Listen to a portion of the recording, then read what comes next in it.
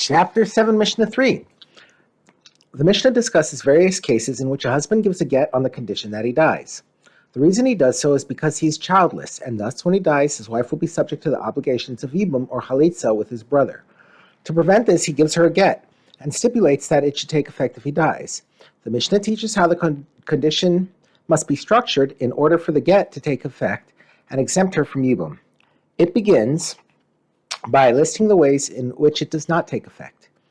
If a healthy man gave a get to his wife and said, "This is your get if I die," and then he died, or a sick husband gave a get and said, "This is your get if I die from this illness," and he died from that illness, or the husband said when giving the get, "This is your get after I die," and then he died, the law in all these cases is that he had not said anything, and the get does not take effect.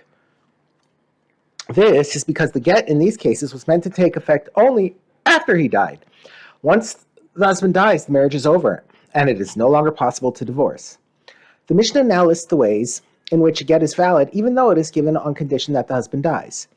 If the husband gave a get and said, "This is your get from today if I die," or if he said, "This is your get from now if I die," the get is valid, because in these cases, the husband did not delay the get until after he dies. Rather, he made the get effective immediately if he ends up dying later on. Thus, the divorce is valid, and she is not subject to the obligation of Yibum. In the next case, it is unclear if the get takes effect right away or only after he dies. If the husband said when he gave the get, "This is your get from today and after I die," and then he died, it is a get and not a get. That is, it is not clear whether it is a valid get. It could be that since he started with the words "from today," he meant for the divorce to take effect right away. And when he then said, "after I die," he only meant to make it conditional on his dying afterward. The get would then be valid since it was meant to take effect when he was alive. On the other hand, it could be that he originally wanted the divorce to take effect from today. But he then changed his mind and decided to delay the get until after his death and therefore added "after I die."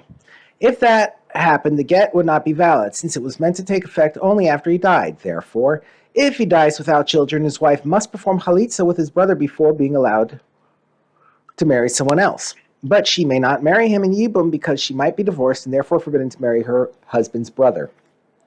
The Mishnah discusses another case where a man gave a get on condition that he dies. If a man who was sick gave a get to his wife and said, "This is your get from today if I die from this illness," and he then recovered and walked around in the marketplace, and after that he became ill again and died, the law is as follows. We make an assessment of the cause of his death. If he died because of his original illness, then the get is valid even though he seemed to recover for a while, because the husband's condition was fulfilled. But if he did not die because of the original illness, then the get is not valid since the condition was not met.